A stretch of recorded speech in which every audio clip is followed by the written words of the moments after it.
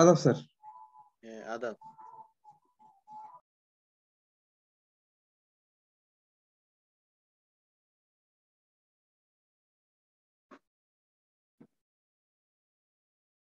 যারা জয়েন করেছেন ওই যে আগের মতোই নাম এবং স্টুডেন্ট আইডি চ্যাট বক্সে এসএমএস করে দেন।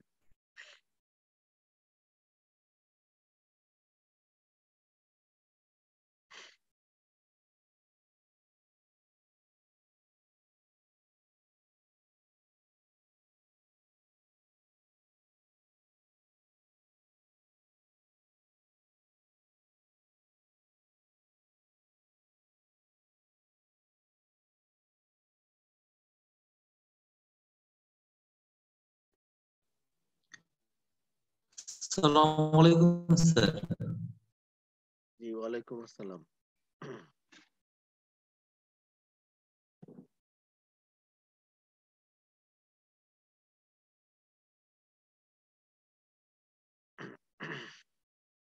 যারা যোগ দিয়েছেন সবাই নাম আর স্টুডেন্ট আইডি চ্যাট বক্সে পাঠিয়ে দেন।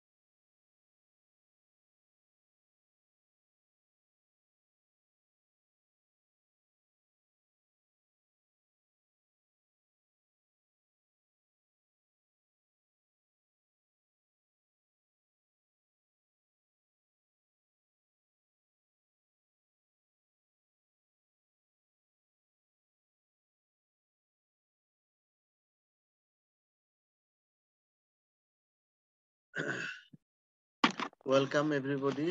Today the topic is data processing.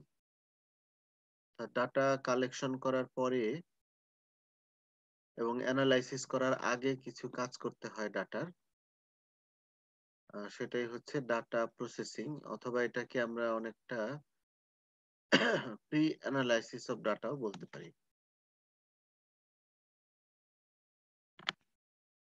Data processing or pre-analysis of data. The process of preparation of data before final analysis is called pre-analysis. Steps of pre-analysis কি কি করতে হয়? Checking of the questionnaire. যে field in questionnaire আছে সেটাকে check করতে হয় যে এর মধ্যে সকল তথ্য সঠিকভাবে ফিল আপ করা আছে কিনা। যদি কোনো অসম্পূর্ণ তথ্য থাকে সেটা সম্পূর্ণ করার ব্যবস্থা করতে হবে। কোনো ইনকনসিস্টেন্সি বা অসঙ্গতি থাকলে সেটা দূর করতে হবে। এভাবে ডাটাকে প্রয়োজনে এডিট করতে হবে বা সঠিকটা কালেকশন করতে হবে। যে যে ক্ষেত্রে কোডিং করার প্রয়োজন সেক্ষেত্রে কোডিং করতে হবে।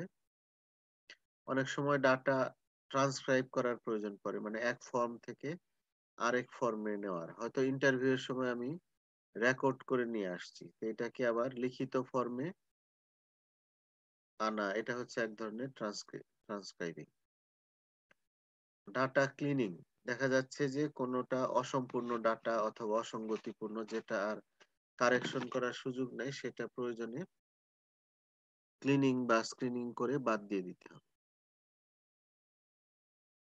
মেকিং স্ট্যাটিস্টিক্যাল অ্যাডজাস্টমেন্ট, কোন কোন সময় যে এক্সট্রিম ভ্যালু থাকে, যেমন আমার সব রোগীর বয়স হচ্ছে 80 বছরের মধ্যে, একজন আবার 100 বছর বয়স, তো ওই ক্ষেত্রে 100 বছরের জনকে বাদ দেওয়া যেতে পারে স্ট্যাটিস্টিক্যাল প্রয়োজনে। এরকম প্রয়োজনে স্ট্যাটিস্টিক্যাল অ্যাডজাস্টমেন্ট করা যেতে পারে। তারপরে সিলেক্টিং অ্যাপ্রোপ্রিয়েট স্ট্যাটিস্টিক্যাল মেথডস, তারপরে আমি কোন মেথডে অ্যানালাইসিস করব সেটা সিলেক্ট করতে হবে। Appropriate analytical methods depends on type of research design, type of data measurement scale, properties of statistical procedures, purpose of the research, and philosophy of the researcher এর উপর।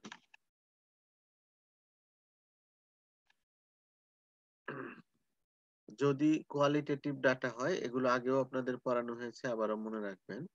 যদি কোয়ালিটেটিভ ডাটা হয় তাহলে summarise করতে পারবো আমরা rate, ratio, proportion, percentage and by constructing contingency or cross table. আর যদি কোয়ান্টিটেটিভ ডাটা হয় তাহলে summarised by mean, median, mode, range, standard deviation and by constructing frequency table. যদি আমি ডাটার টেস্ট অফ অ্যাসোসিয়েশন অর্থাৎ দুই বা ততোধিক ভেরিয়েবলের মধ্যে কোনো রিলেশন আছে কিনা সেটা যদি দেখতে চাই, রিলেশন অ্যানালাইসিস করতে চাই, মানে টেস্ট অফ অ্যাসোসিয়েশন করতে চাই, তাহলে ডাটা যদি কোয়ান্টিটেটিভ হয় তাহলে প্যারামেট্রিক টেস্ট করতে হবে এবং সেই টেস্টের নাম হচ্ছে পিয়ারসনস কোরিলেশন কোএফিসিয়েন্ট। আর ডাটা যদি কোয়ালিটেটিভ হয় তাহলে নন প্যারামেট্রিক টেস্ট, এবং তখন করা যাবে chi square test, odds ratio, relative risk ratio, Spearman rank correlation এবং কাপ্পা টেস্ট।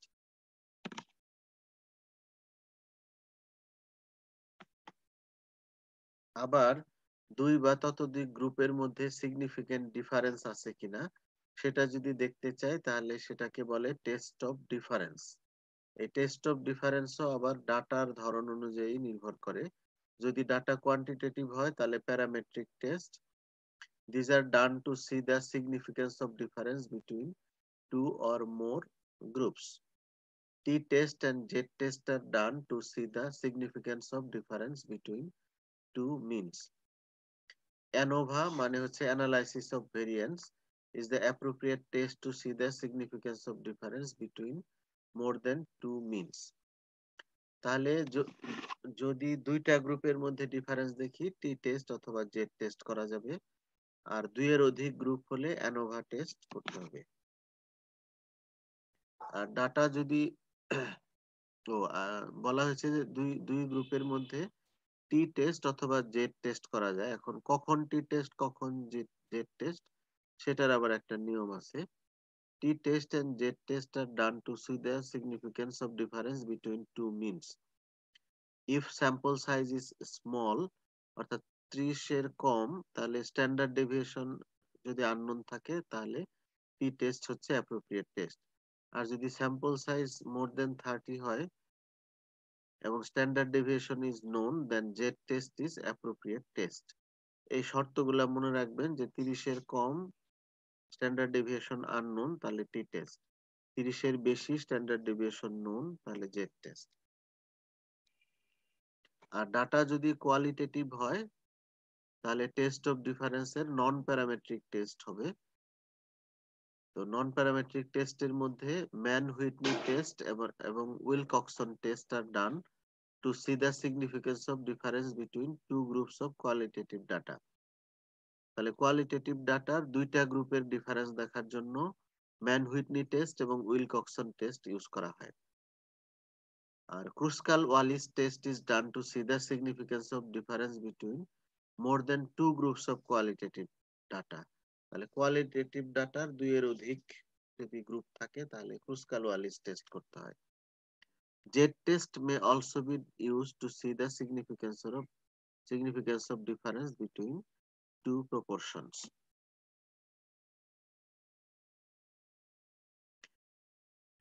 এতক্ষণ আমি যে টেস্টের নামগুলো বললাম সেটাই এখন ফ্লো চার্ট আকারে দেখা হয়েছে। যে হাইপোথিসিস টেস্ট দুই রকম আছে, একটা হচ্ছে টেস্ট অফ অ্যাসোসিয়েশন আর একটা হচ্ছে টেস্ট অফ ডিফারেন্স। এই দুই রকম টেস্টই আবার প্যারামেট্রিক এবং নন প্যারামেট্রিক, এই দুই ভাগে বিভক্ত। তো টেস্ট অফ অ্যাসোসিয়েশনের প্যারামেট্রিক টেস্ট একটাই, সেটা হচ্ছে Pearson correlation coefficient.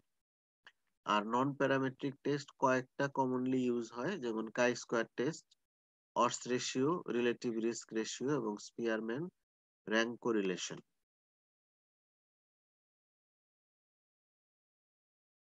R test of difference parametric, এটা আবার নির্ভর করবে কয়টা গ্রুপ বা কয়টা স্যাম্পল তার উপরে।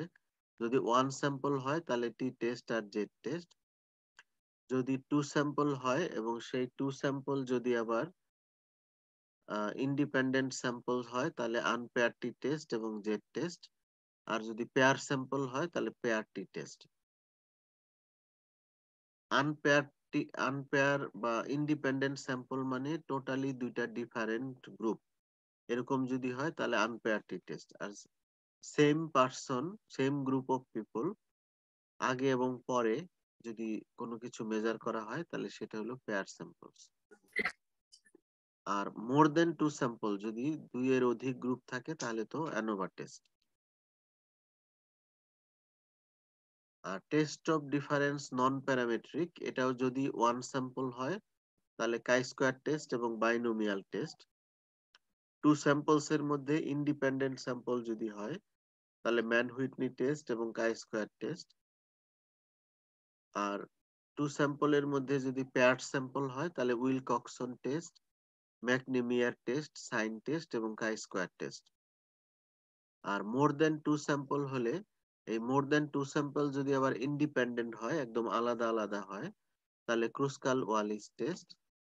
আর যদি ম্যাচড হয়, অর্থাৎ একই ব্যক্তির 2 বার বা 3 বার কোনো প্যারামিটার মেপে তারপরে কম্পেয়ার করা হয়, তখন ম্যাচ স্যাম্পলের ক্ষেত্রে ফ্রিডম্যান টেস্ট করা হয়। তাহলে এই ফ্লো চার্ট গুলো আপনাদের আত্মস্থ করতে হবে। আগে বর্ণনায় বলেছি, তারপরে ফ্লো চার্টের মাধ্যমে ওইটাই দেখাইলাম। তো আজকের ক্লাস খুব ছোট্ট ক্লাস। এর মধ্যে মূলত আমরা ডাটা অ্যানালাইসিস করার আগে যে কাজগুলো করি, এডিটিং, কোডিং, এগুলো করে নিই। তারপরে টেস্ট, অর্থাৎ কিভাবে আমি অ্যানালাইসিস করব সেটা সিলেক্ট করি। কোয়ালিটেটিভ ডাটা হলে কি কি করতে হয়, কোয়ান্টিটেটিভ ডাটা হলে কি কি করতে হয়, টেস্ট অফ অ্যাসোসিয়েশনের ক্ষেত্রে কি কি ভাগ, আবার টেস্ট অফ ডিফারেন্সের ক্ষেত্রে কি কি ভাগ, এগুলো বর্ণনা করা হয়েছে এবং পরে আবার ফ্লো চার্টের মাধ্যমে দেখানো হয়েছে। তাহলে এটা আপনারা নিজেরা আত্মস্থ করবেন। দেখে অনেক সহজ মনে হলেও এটা অনেক সময় মনে থাকতে চায় না। এই জন্য আপনারা এটা নিজেদের মতো করে আত্মস্থ করবেন। কারো কোনো প্রশ্ন আছে?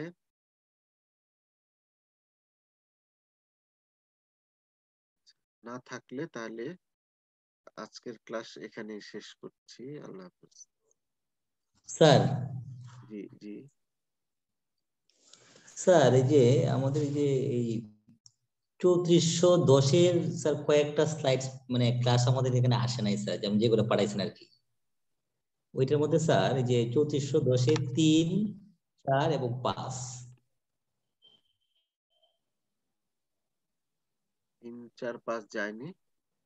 আচ্ছা, আমি আমি দেখবো, চেক না করে। স্যার। আচ্ছা, চেক করে দেখে পাঠাবো। ওকে, থ্যাংক ইউ স্যার।